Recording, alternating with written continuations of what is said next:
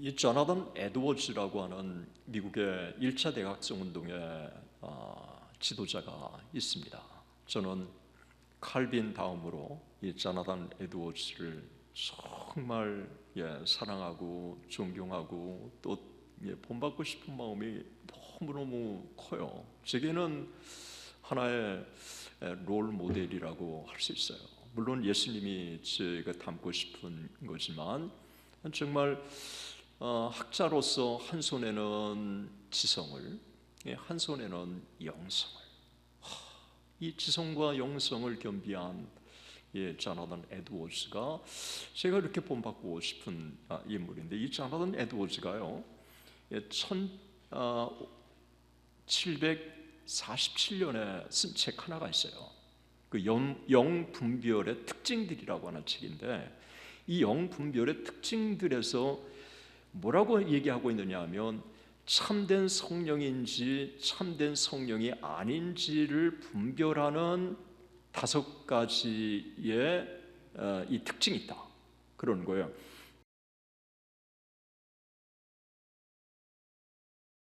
참된 성령이 임하면 반드시 나타나는 5가지가 있다, 이야기를 조나단 에드워즈가 했어요.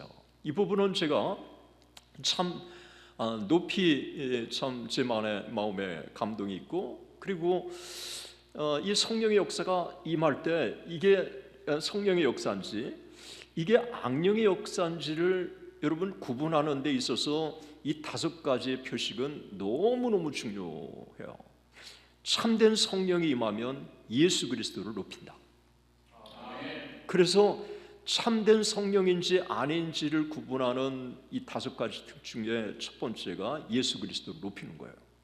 여러분, 사도행전에 보면 성령이 강하게 임하잖아요. 그리고 오순절에 성령이 강하게 임하면 결국은 사도들이 누구를 높여요? 예수 그리스도를 높이는 거예요. 그래서 참된 성령이 임하면 예수 그리스도를 높인다. 두 번째는 성경의 권위를 고양시킨다. 이 성경이 하나님의 말씀이라고 하는 것에 이 확신을 우리 안에 더 주어서 성경을 사랑하도록 그렇게 만들어 주는 거예요. 이번에 누가복음을 보면, 누가복음에 예수님께서 성령이 내게 임하셨으니 그러면서 이사야 61장 1절과 2절의 말씀을 가지고 자기의 고향 나사렛 회당에서 말씀을 증거하셨잖아요. 이 성령이라고 하는 이것과 또 말씀이라고 하는 이것, 이 성령의 임재라고 하는 것을 무엇을 가지고 풀어헤쳤느냐? 약속의 말씀을 가지고 풀어준 거예요. 그래서 이 성령과 이 하나님의 말씀은 둘이 떨어질 수 없는 불가분리의 관계가 있다고 하는 거를 한국의 성령 운동을 하시는 분들이 이 부분을 약화시킨 거예요. 이 성령의 이 강력한 역사라고 하는 게 동시에 이 말씀의 역사와 떨어질 수 없는, 그래서 말씀이 흥왕했다고 하는 거와 성령이 놀랍게 역사했다고 하는 것을 사도행전에 이 둘을 같이 병행해서 말씀을 하고 있는, 성령이 놀랍게 역사하는 곳에 말씀이 흥왕했다고 하는 이 표현. 그래서 이 놀라운 이 성령의 이 역사가 우리 가운데 임하게 됐을 때 성경의 권위를 더 높인다. 그래서 제임스 패커는 바이블은 뭐냐? 이거는 성경은 성령의 텍스트다. 성경은 성령의 텍스트다. 그렇게 얘기했어요. 그래서 이 성령의 이 강력한 역사가 이 성경과 어떤 연관이 되는 것을 보여준 거예요. 세 번째가 참된 성령이 임하면 사탄의 왕국과 죄와 맞서서 싸운다. 그래서 성령이 강하게 임하게 되면 죄를 통회하게 되고, 그리고 성령이 강하게 임하는 것을 사탄은 제일 싫어하는 거고, 그래서 성령이 강하게 임하게 되면 죄와 사탄의 왕국과 맞서서 싸우도록 되어 있습니다. 그래서 우리가 성령으로 무장할 때 이것을 사탄은 가장 싫어하는 것입니다. 네 번째가 진리의 영으로 역사한다. 이게 참된 성령은 우리 가운데 임재하게 되면 진리의 영으로 역사한다는 거예요. 그래서 성령께서 우리한테 충만하게 되면 말씀을 묵상하고 싶고 또 말씀을 읽고 싶고 말씀의 인도를 받고 싶고 진리를 따라 살고 싶고, 그래서 이 성령께서는 우리 가운데 진리의 영으로 역사한다. 그렇게 마지막이 뭐냐 하면 성령은 사랑의 영으로 역사한다. 이거요. 평양 대붕운동 때도 놀라운 성령이 임하게 되면 진짜 하나님의 은혜를 깊이 깨닫게 되고 하나님 앞에 눈물로 기도하게 되고, 그리고 하나님 아버지 이 민족을 구원해 주세요. 정말 이 우리의 이 도시를 구원해 주세요. 그래서 다른 영혼의 구원의 이 사랑이 아주 다른 영혼의 이 구원을 위해서 간절한 마음으로 하나님 앞에 기도하도록 인도해 주신다고 하는 거예요. 그래서 이 성령의 역사와 이 사랑은 이 떨어질 수 없는 불가분리의 관계가 있는 겁니다.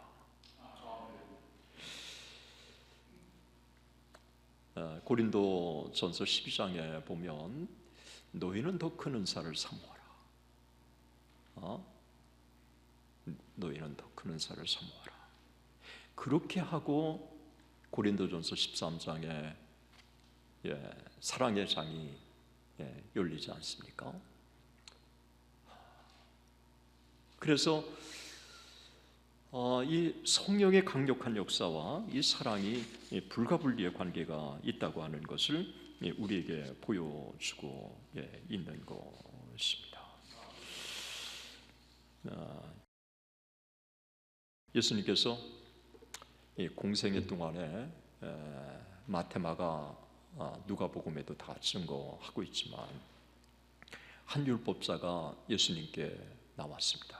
그래서 모든 계명 중에서 첫 번째가 무엇입니까? 이럴 때 예수님께서 우리 하나님은 유일한 주시라. 네 마음을 다하고 목숨을 다하고 뜻을 다하고 힘을 다하여 주 너의 하나님을 사랑하라. 둘째는 이것이니 네 이웃을 네 자신과 같이 사랑하라 하신 것이라.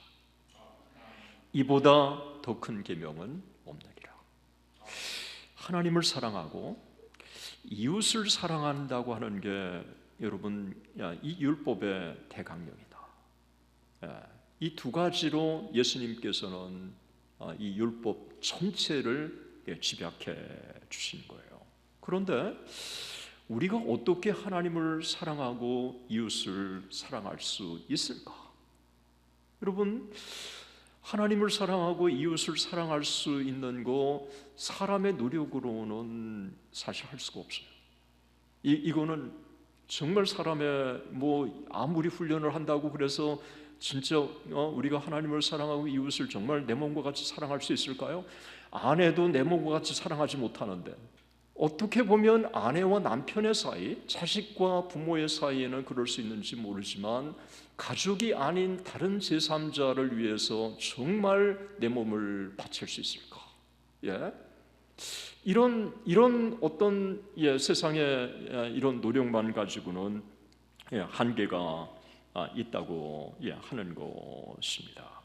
너의 아버지의 자비로우심과 같이 너희도 자비로운 자가 되라. 아버지의 자비로우심과 같이 너희도 자비로운 자가 되라. 이 36절 누가복음 6장 36절은 35절을 이해할 때 그 35절의 결론으로 말씀하신 거예요. 그 35절의 결론인데 누가복음 6장 35절을 한번 봐주시죠. 오늘 우리가 이 사랑에 대해서 함께 여러분들과 같이 이야기를 우리가 나누려고 합니다. 35절 우리 한번 같이 읽어보겠습니다. 오직 너희는 원수를 사랑하고 선대하며 아무것도 바라지 말고 꾸어주라. 여기까지만요. 오직 너희는 원수를 사랑하고 선대하며 아무것도 바라지 말고 꾸어주라. 제가 여기에 원수를 사랑하라고 하는 이 사랑의 단어가 뭔가를 살펴봤어요. 그 헬라어 그 성경을 가지고 살펴보니까 여기 아가페 사랑으로 사랑하라고 그렇게 돼 있더라고요. 여기 그래서 아가파테라고 하는 말을 썼어요. 아가페에서 나온 사랑이잖아요. 아가파테. 아가페 사랑으로 사랑하라. 사랑이 여러 종류가 있지 않습니까? 필레오의 사랑은 친구의 사랑이고, 필엔트로피아 사랑은 인류의 사랑이고, 스톨릭의 사랑은 가족의 사랑이고, 필라델피아 사랑은 형제의 사랑. 그래서 필라델피아라고 하는 말이 형제 사랑이라고 하는 말이에요. 그 헬라 말로. 그리고 또 그 사랑이라고 하는 게 아가페 사랑이 있어요. 제자들을 예수님께서 정말 사랑한다고 고백했는데, 제자들이 예수님을 사랑한다고 고백은 했는데 베드로가 아가페 사랑으로 예수님을 사랑한다고 고백하지 않았어요. 3년 동안의 사랑을 그렇게 풍성하게 받았는데도 불구하고 이 제자들은 예수님을 필레오의 사랑으로 사랑한 거예요. 이 제자들을 끊임없이 아가페의 사랑으로 부어주셨는데, 이 수제자라고 하는 이 베드로도 필레오의 사랑으로 사랑한다고 그렇게 고백을 한 것입니다. 그런데 우리가 어떻게 원수를 사랑하는 게 가능할까요? 오직 너희는 원수를 사랑하고 선대하며 아무것도 바라지 말고 구워주라. 우리 같은 사람이 어떻게 아가페 사랑으로 원수를 사랑할 수 있을까요? 나를 사랑하는 사람을 내가 사랑하는 것도 아가페 사랑이 아니라 그 사람이 내게 필레오로 사랑한다면 필레오의 사랑으로 멈추는 건데, 어떻게 원수를 아가페의 사랑으로 사랑할 수 있을까요? 제가 이 부분을 제게는 지금도 계속 풀어야 할 숙제이고, 또 알면서도 정말 이 하나님의 이 원수의 사랑이라는 게 쉽지 않다고 하는 것을 제가 느껴요. 원수를 사랑하라. 여러분, 사랑할 수 있기 때문에 사랑하라고 명한 거예요. 그러니까 주님이 제자들에게 사랑하라고 하는 것은 인간으로서 사랑할 수 없는데 사랑하라고 명하신 건 아니에요. 사랑하라고 명하셨다고 한다면, 그렇다면 어떻게 원수를 사랑할 수 있는지 성경을 함께 좀 찾아보고 싶은 마음이 제 안에 있었던 거예요. 어떻게 이 원수를 사랑하라고 그렇게 말씀하셨는데 어떻게 그러면 사랑할 수 있을까라고 하는 이 부분을 제가 묵상하면서 떠오른 한 가지가 분명하게 있었어요. 그것이 뭐냐 하면, 이 성령과 성령의 열매, 그 중에 성령의 9가지 열매를 얘기하면서 갈라디아서에 성령의 열매는 첫 번째가 뭐예요?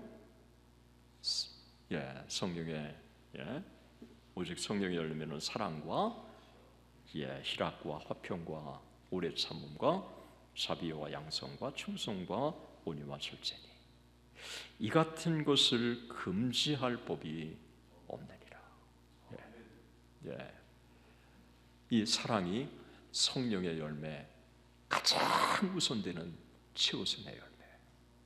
그러니까 바울이 너희는 더 큰 은사를 사모하라.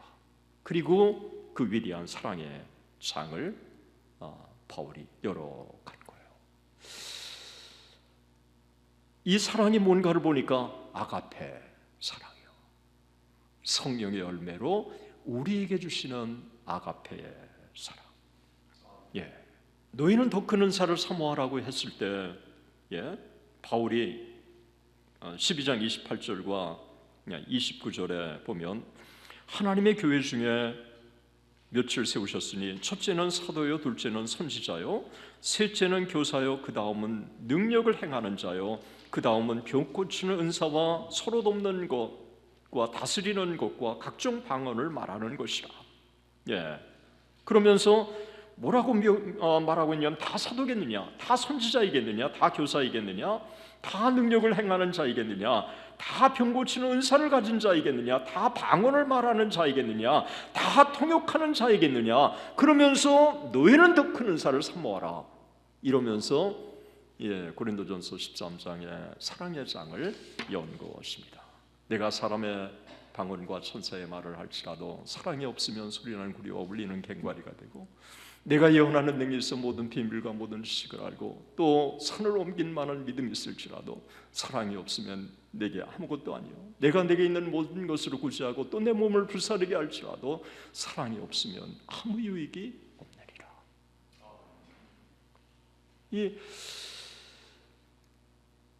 이 사랑이라고 하는 게 성령의 열매다. 그러면 성령의 열매라고 한다면, 또 너희는 더 큰 은사를 사모하라고 한다면, 이 아가페의 사랑은 하나님께서 성령을 통해서 우리에게 주시는 선물이다 하는 거예요.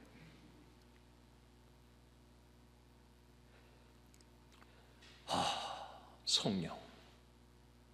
그래서 로마서 5장 5절에 보면 우리에게 주신 성령으로 말미암아 하나님의 사랑이 우리 마음에 부음받음이니, 우리에게 주신 성령으로 말미암아 하나님의 사랑이 우리에게 부음받음이니.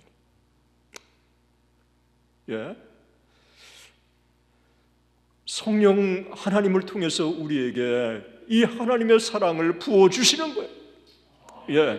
조금 주시는 게 아니라 하나님의 사랑을 부어주시는데, 이게 현재 완료 수동태로 쓰였어요. 내가 받는 게 아니라 성령을 통해서 당신의 백성들에게 하나님의 이 놀라운 사랑을 물붓듯이 부어주시는 거예요. 그렇지. 우리가 세상에 어떤 훈련을 받는다고 이 하나님의 사랑을 실천하는 게 아니라 성령 하나님께서 우리에게 이 하나님의 사랑을 선물로 주시는 거라고 하는 것입니다. 그래서 제가 어제도 말씀을 전하면서 성령으로 통한다 그랬는데, 여러분, 우리의 힘으로는 감당할 수 없잖아요. 우리가 하나님의 사역을 감당하는 것은 한계가 있어요. 그런데 내 안에 역사하시는 성령께서 나로 하여금 그것을 감당하게 하심으로써 우리가 기쁨으로 감당하는 것이고, 또 감사함으로 감당하는 것이고, 그리고 하나님께서 우리의 섬김을 통해서 영광을 받으시고, 또 하나님의 교회가 아름답게 세워져 가고, 그리고 하나님의 영혼들이 주 안에서 또 새로운 영혼으로 거듭나고, 그리고 하나님의 이 복음을 증거함으로써 하나님의 교회가 아름답게 이 세워지는 이 모든 것들을 우리가 눈으로 보면서 우리가 하나님 앞에 기쁨으로 섬기는 것입니다. 그런즉 믿음, 소망, 사랑,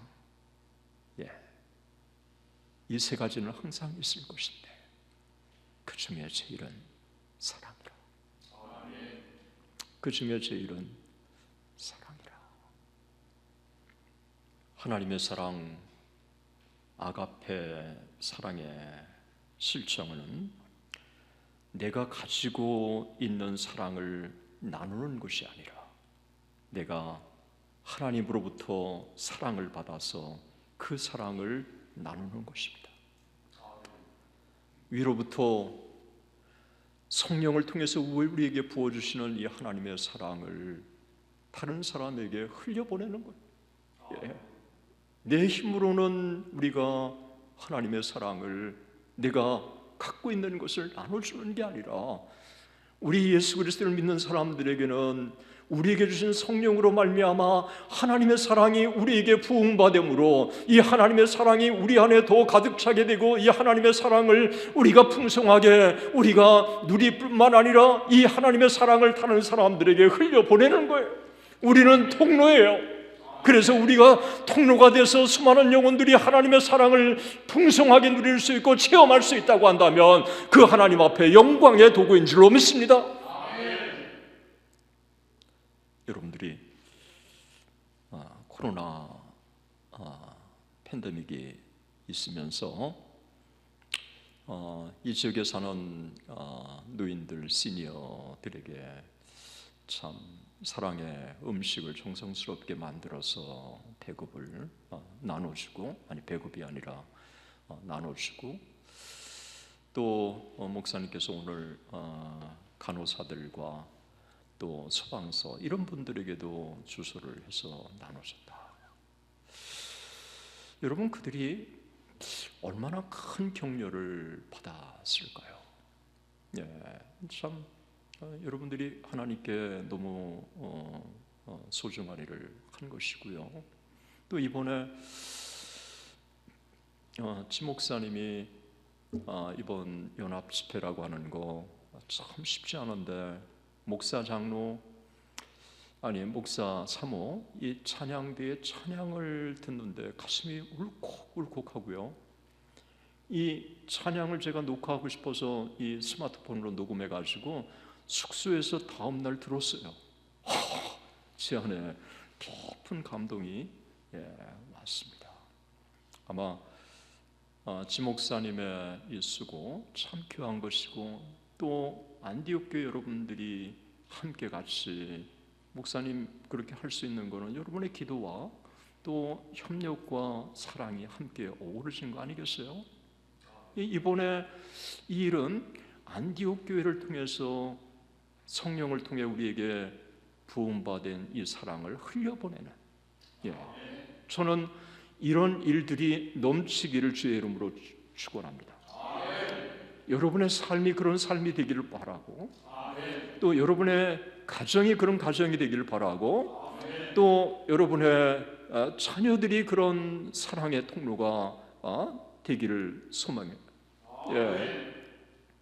하나님이 우리에게 얼마나 큰 사랑을 부어주셨어요. 정말 하나님이 우리에게 부어주신 사랑은 제 자신을 돌이켜봐도 감당할 수 없을 정도로 하나님이 너무너무 큰 은혜를 주신 거예요.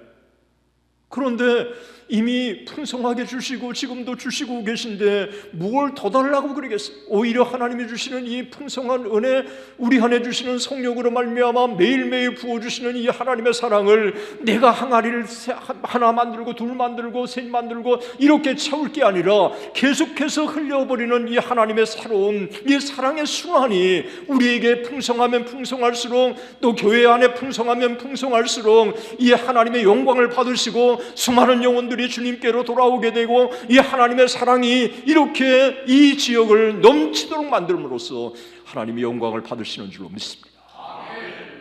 우리가 어떻게 우리가 하나님을 사랑하고 이웃을 사랑할 수 있는지, 저는 이 부분을 말씀을 보면서 제게 깊이 깨달아졌습니다.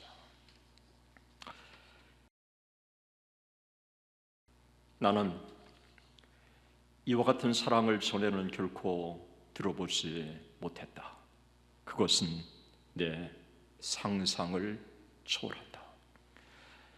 손양원 목사가 자신의 두 아들을 죽인 살인자를 용서하겠다고 했을 때 계엄 사령관이 한 말이었습니다.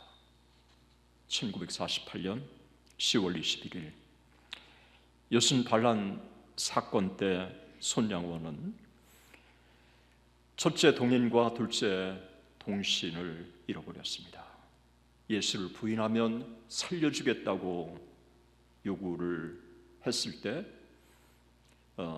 이것을 그대로 거절하니까 좌익 학생 동료가 이 동인과 동신을 죽인 것입니다. 부흥회를 인도하다가 그 소식을 들은 손양원 목사님은 깊은 충격을 받았습니다. 그런데 다시 신앙을 그가 다시 회복하고 두 아들 장례식 때 9종목의 감사 기도를 드렸습니다. 그 중에 아들을 죽인 원수 회개시켜 아들 삼을 마음 주시니 감사합니다. 아들의 순교 열매로 무수한 천국의 열매가 생길 것을 믿으니 감사합니다. 그는 두 아들의 순교를 하나님의 섭리로 받아들이고 살인자를 그리스도의 사랑으로 용서했습니다. 단순한 용서로 그치지 않고 그 살인자를 자신의 양자로 삼은 것입니다. 어떻게 그런 일이 손양원 목사님에게 가능할까요? 저는 손동희 권사님과 함께 손양원 목사님의 따님 손동희 권사님과 함께 애양원을 직접 학생들 데리고 가고 싶었고, 그래서 손동희 권사님에게 1박 2일 동안 우리와 동행해 줄 수 있느냐고 제안을 했고요. 쾌히 허락해 주셔서 학생들 한 15명 데리고 손동희 권사님과 함께 1박 2일을 하면서 그분이 어떻게 경험했는지를 생생하게 그분에게 듣고 또 애양우를 직접 그분의 안내로 둘러볼 수 있는 그런 기회가 있었습니다. 그때 손동희 권사님이 그런 말씀을 하셨어요. 동희야, 내가 부흥 집회가 있어서 내가 못 가니까 네가 가서 그 동인동신을 죽인 그 사람을 살려달라고 내 의사를 내가 전해주거라. 이때 손동희 권사님이 그러시더라고요. 아빠, 나 못해. 어떻게 오빠 두 사람 동인동신 오빠를 죽인 사람을 내가 용서해달라고 그래. 나 아빠 나 못해. 이때 손양원 목사님이 그러셨대요. 나 외에 다른 신을 섬기지 말라고 해서 신사참배를 반대했는데 원수를 사랑하라고 한 것도 원수를 사랑하라고 한 것도 하나님의 계명인데 이거는 지키고 이거는 안 지킬 수 있겠니? 그래서 손동희 권사님이 가서 그렇게 이야기를 손동희 권사님이 했다는 이야기를 제가 들었습니다. 그런데 저는 손양원 목사님을 만나고 그 둘러보면서 다른 사람이 주목하지 않는 한 사진 한 장을 주목하게 됐어요. 이 손양원 목사님이 김치선 목사님과 함께 사진을 찍었어요. 그리고 남대문 교회에 김치선 목사님이 신모하는 교회 손양원 목사님이 가서 부흥 집회를 인도하고 기념사진을 찍은 거예요.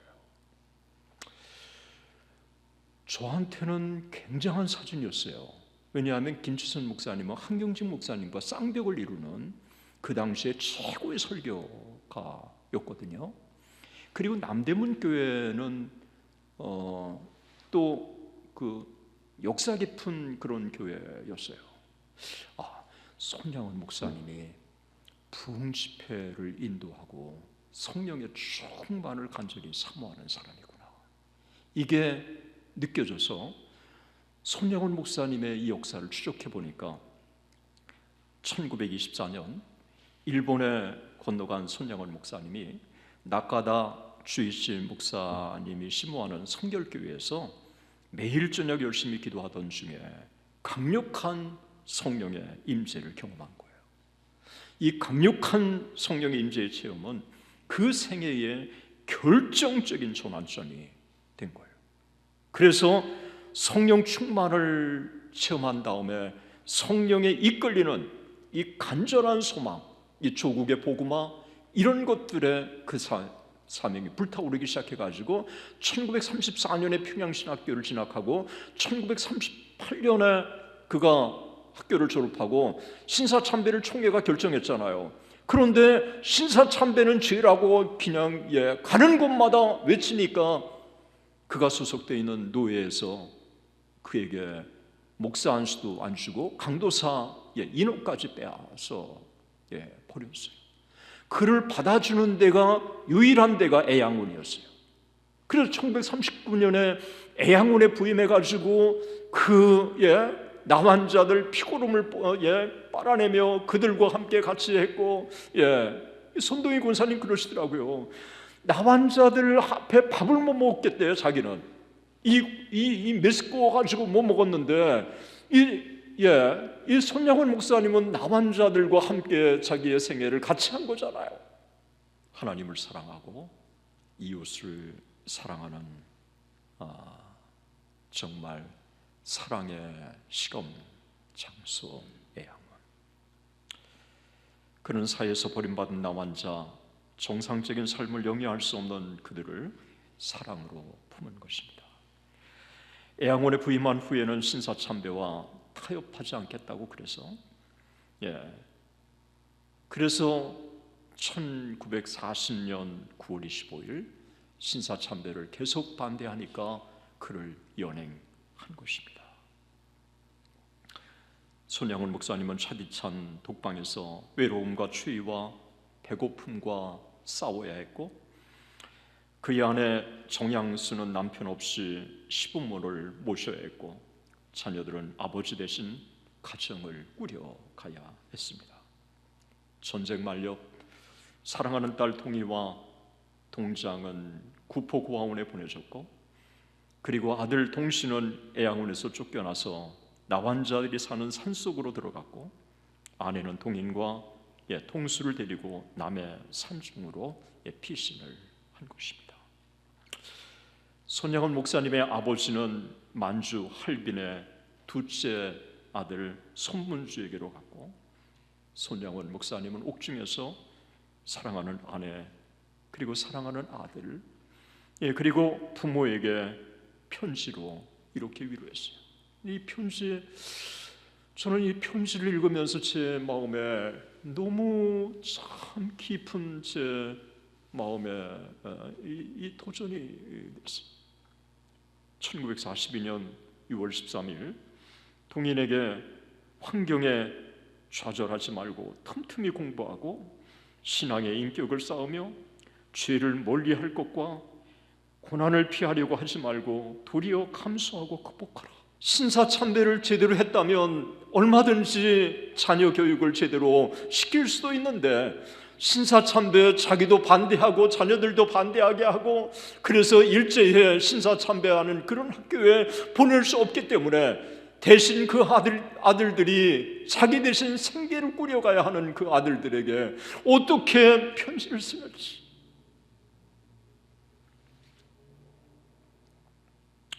고난을 피하려고 하지 말고 도리어 감수하고 극복하라.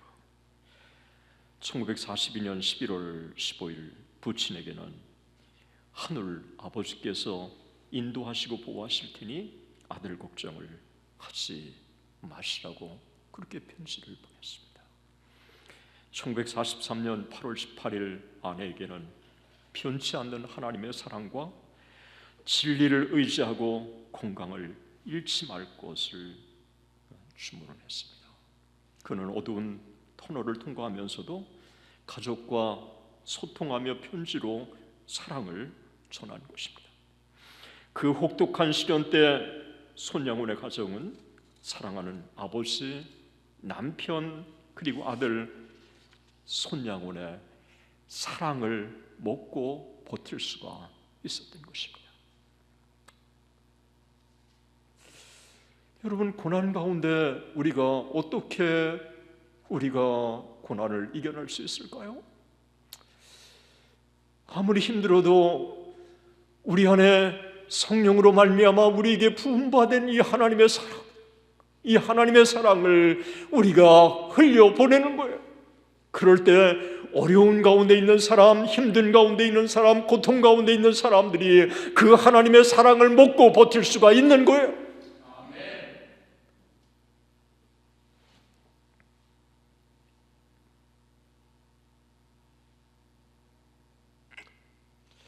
저는 손양원 목사님의 이 편지를 보면서 깊이 제가 제 자신을 반성했어요. 정말 하나님의 사랑을 가지고 내가 자녀들을 사랑했는가? 내가 이 하나님의 사랑을 가지고 아내를 사랑했는가? 이 하나님의 사랑을 가지고 내가 사역을 감당하는가? 하는 사랑의 원자탄 손양원 목사 안영주는 그렇게 표현을 했습니다. 그리고 두 아들을 죽인 동신과 동인, 여러분 해방 후에 사범학교에 들어갔어요. 그리고 또 동신은 순천중학교에 들어간 거예요. 그런데 행복은 너무 짧았어요.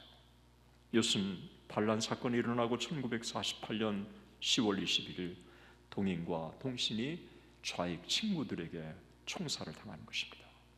그때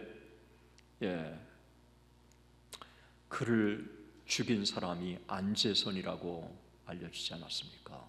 이 안재선이 어떻게 동인 동신을 죽였는지 여러분, 동인이 첫째 아들이잖아요. 첫째 아들이 예수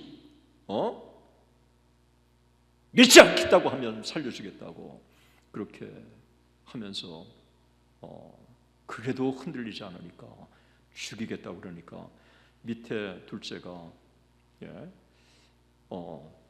형은 첫째니까 쏠려면 나 쏴라, 나 쏴. 그래서 둘째를 먼저 쏘고 그리고 첫째 또 이어서 쏴서 그 자리에서 죽였다는 것입니다.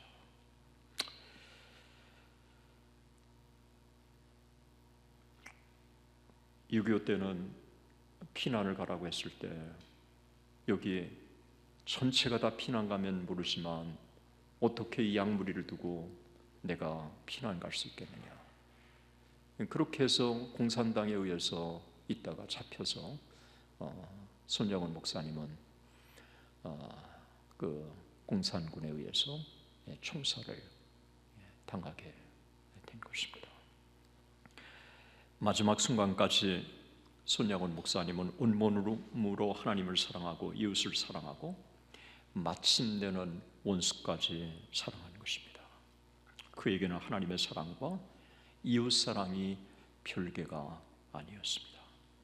그 점에서 손영원 목사님은 예수 그리스도를 너무도 빼닮은, 그래서 안용준의 말을 빌린다면 사랑의 원자탄, 그리고 세계교회사에서 유가 드문 성자 박형룡 박사님은 그를 위대한 경건인, 전도자, 신앙용사, 나환자의 친구, 원수 사랑자, 그리고 순교자라고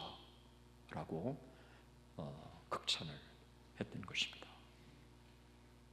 이념을 초월한 사랑의 사도 손양원, 그는 확실히 우리 민족과 한국교회의 자랑이고 사표라고 생각합니다. 원수 두 아들을 죽인 안재선, 그를 자기의 양아들로 삼았고, 그래서 그를 또 신학교로 보내고,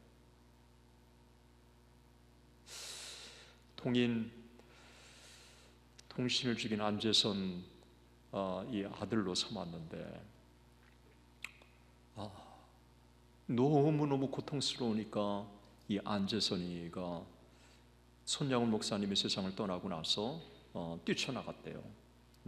뛰쳐나가서 집을 뛰쳐나갔는데 손동희 권사님을 어느 날 그 안재선이 찾아왔대요. 찾아와서는 나 지금 얼마 남지 않았다. 나를 용서해. 하나님 나라에 가면 나를 용서해달라고 요구하지만 나를 용서해달라고. 그렇게 해서 그 안재선이 정말 눈물로 용서해달라고, 그래서 이 손동희 권사님과 안재선이 그가 죽기 얼마 전에 화해했다고 하는 그 이야기를 제가 들었습니다. 원수 사랑 쉽지 않습니다. 그러나 이 원수 사랑, 하나님의 사랑이 얼마나 위대한지, 그리고 하나님께서 이 땅을 얼마나 사랑하시는지, 그 모든 것들을 그대로 이 원수 사랑이 우리에게 보여주고 있습니다. 여러분, 손양훈 목사님의 이 사랑의 원자탄, 그거를 손동희 권사님이 쓴 책을 영어로 된 거를 피로 바이엘하우스라고 하는 독일의 학자가 그 책을 읽고 깊은 감동을 받은 거예요. 깊은 감동을 받고, 아니 이런 사람이 한국에 있느냐고, 보네포와 비교할 수 없는 이런 사람이 한국에 있느냐고. 그래서 그 책을 독일어로 자기가 주선해서 번역, 독일어로 출간을 하게 된 것입니다.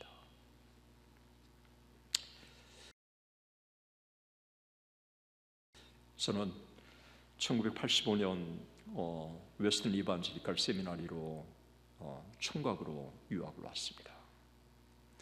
어느 날 수업이 끝나고 제게 한 사람이 다가왔습니다. 주니치 메츠무라라고 하는 일본인 친구였습니다. 용, 오늘 저녁 우리 집에 와서 식사하지 않겠느냐고. 저는 너무 아름다운, 그리고 유학생으로 너무 배가 고팠기 때문에 진짜 그 사랑의 대접 잊을 수가 없습니다. 일주일에 한 번 있는 두 번째 주의 수업 끝나고 제게 다가오더니, 용, 오늘 저녁 우리 집에 와서 식사하지 않겠느냐고. 두 번째 주도 너무 아름다운 대접을 받았어요. 세 번째 주 은근히 기다려주더라고요. 수업이 끝나고 제게 다가오더니, 용, 오늘 저녁에 식사 같이 하지 않겠냐고. 제가 그렇게 사랑으로 만난 주니치 메츠무라, 그의 집에서 그곳에 머무는 10개월 동안 거의 몇 날을 빼놓고는 일주일에 한 번씩 그 집에 가서 식사를 하는 시간을 가졌습니다. 어느 날 그 집에 갔더니 그의 아내가 이 쿠폰 스크랩을 모아놓은 걸 보면서 제게 이야기하더라고요. 이 쿠폰, 이거 가지면 몇 센트, 뭐 3센트 할인해주고 5센트 할인해주고, 그러면서 이 미국 생활에 이 도움을 받는다고 하는 이야기를 들었어요. 저는요 굉장히 제게는 새롭게 나왔어요. 이 조센징, 온수의 나라, 제게는 원가만 따져도 2달러, 3달러 들어가는 걸 아끼지 않으면서 1센트, 2센트, 3센트, 5센트, 10센트를 아끼는 그의 모습에 저는 너무너무 제 마음에 깊이 와닿고요. 저 역시 한국 사람이라 일본의 일제 36력의 식민 찬탈 잊을 수가 없고, 일제가 한국의 한 곳에 대해서 분노하면서도 아무런 조건 없이 제게 그렇게 지속적인 사랑을 베풀었던 주니치 메츠무라. 저는 일본 사람들을 생각할 때마다 일본의 일제 36년에 그 치떨리는 식민 찬탈과 동시에 주니치 메츠무라가 제게 다가와서 저는 어떤 한국 사람보다도 이 주니치 메츠무라가 하나님의 사랑을 정말 제게는 유학생에게는 너무 깊은 도전을 주었던 것입니다. 제가 트리니티로 학교를 옮기고 이거를 실천하고 싶어서 제게 그동안에 사랑을 베풀었던 미국인 친구 하나를 한 분을 초청해가지고 함께 아내와 함께 식탁을 같이 나눴어요. 정말 뭐 갓 온 아내 이 식탁이라고 하는 게 볼품 없잖아요. 그러나 제 진심을 함께 나누고 싶었어요. 그 미국인 친구가 깊은 감동을 받는 거예요. 이 얼마나 깊은 감동을 받는지. 그래서 일주일, 그 다음 2주, 3주, 제가 3주밖에 못했어요. 너무너무 힘들더라고요. 예, 이 공부해야 되고 뭐 하고 이런 게, 그래서 어떻게 1년 동안 변함없이 하나님의 최고의 사랑을, 이웃에게 그 최고의 사랑을 함께 나누는 게 얼마나 소중한 건지, 또 얼마나 아름다운 건지, 또 얼마나 또 필요한 것인지, 예, 제게 너무도 깊은 도전이었습니다. 하나님의 자녀들은 하나님을 사랑하고 이웃을 사랑하는 사람들입니다. 하나님을 사랑하고 이웃을 사랑할 수 있는 것은 아가페의 사랑을 이미 풍성하게 받은 우리이기 때문에, 그 아가페의 사랑을, 성령을 통해서 우리에게 주시는 이 아가페의 이 사랑, 그래서 우리에게 부어주시는 이 하나님의 사랑을 흘려 보내는 것인 줄로 믿습니다. 반드시 이 땅에서 사랑의 실천에 대해서는 보상이 있다고 성경은 우리에게 말씀하고 있습니다. 오직 너희는 원수를 사랑하고 선대하며 아무것도 바라지 말고 구워주라. 그리하면 너의 상이 클 것이, 그리하면 너의 상이 클 것이요 또 지극히 높은 이의 아들이 되리니. 지극히 높은 이의 아들이 되리니. 이 말이 뭘까요? 하나님 나라의 구원이 확실하게 보장되는 진짜 하나님의 자녀라고 하는 이 확증이 우리에게 주신다는 것이죠. 그는 그 은혜를 모르는 자와 악한 자에게도 인자하시느니라.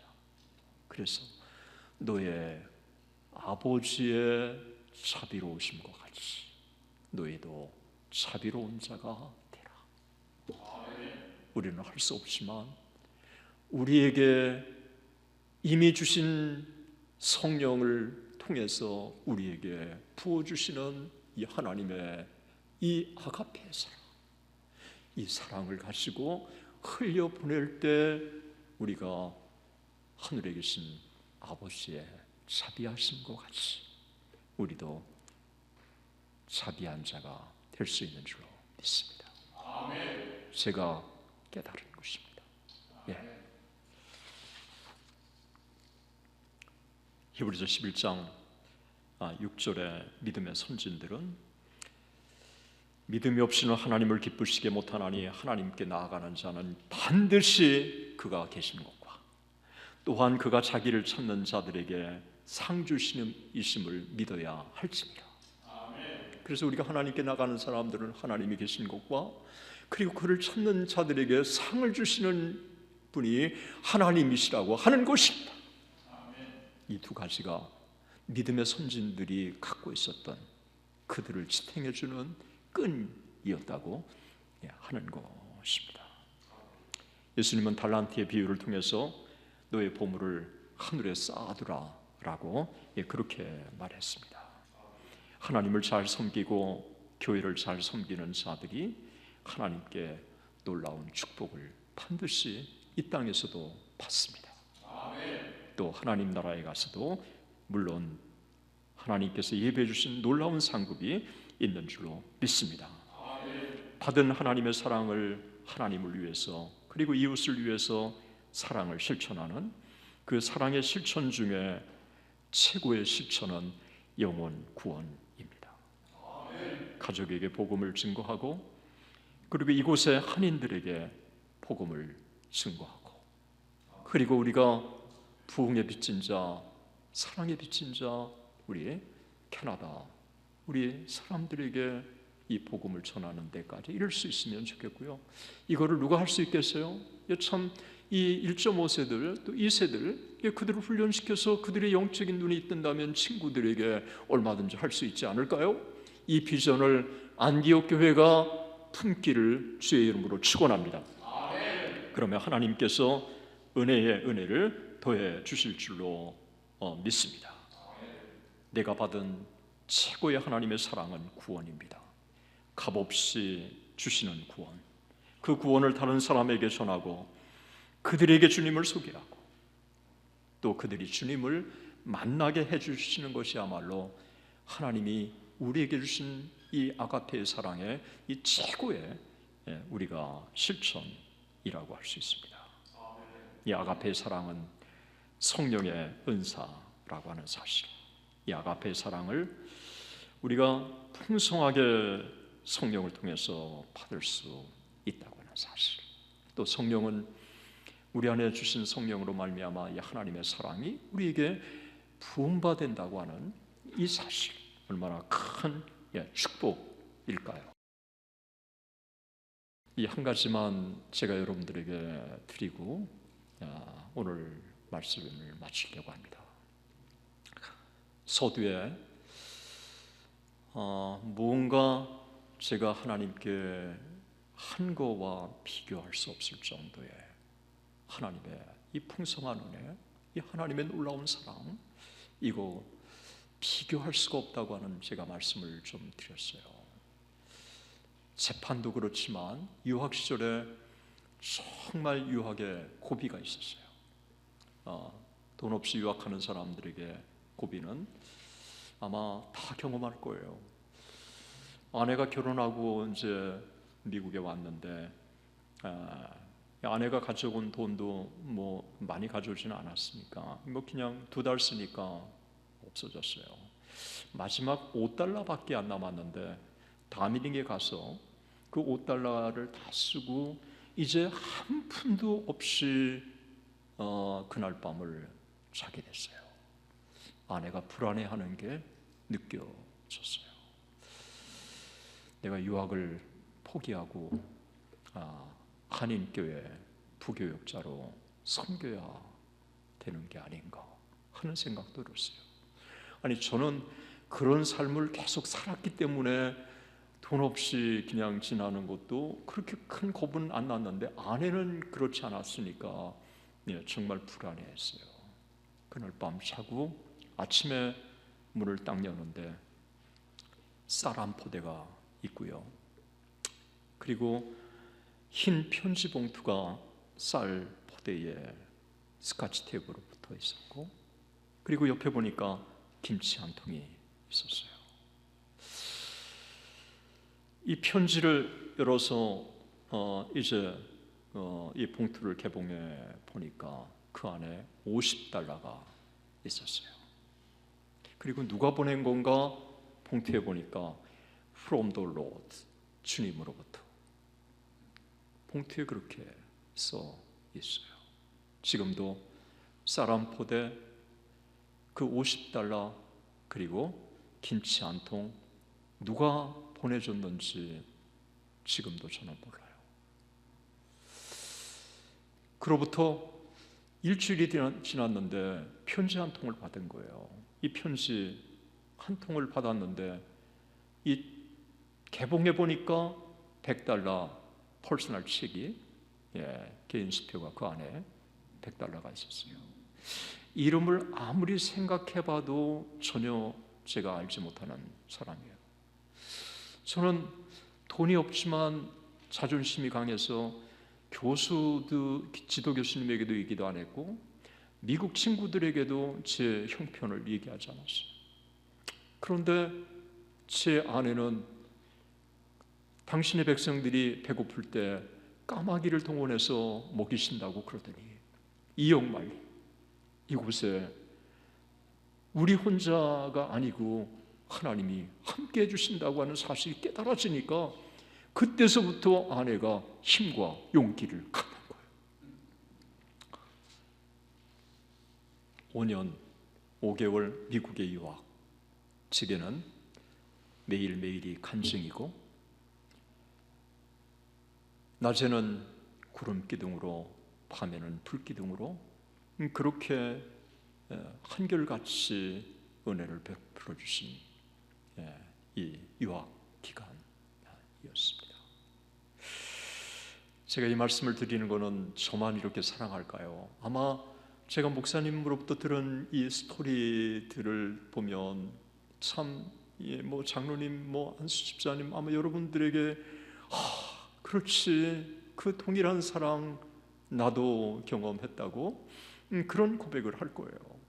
우리 하나님은요, 나만 특별하게 사랑하는 이 특별한 사랑으로 모든 사람을 사랑하시는 거예요. 좋으신 분. 나만 특별하게 사랑하시는 이 특별한 사랑으로 우리 모두를 사랑하시는 분. 이 하나님의 이 사랑을 우리가 이미 풍성하게 받은 자이고, 그 하나님의 이 사랑은 성령님을 통해서 우리에게 지금도 계속 우리가 넘치도록 주시는 것인데, 이 하나님의 사랑을 흘려보냄으로 이 원수까지 사랑하는, 그래서 이 하나님의 사랑에 참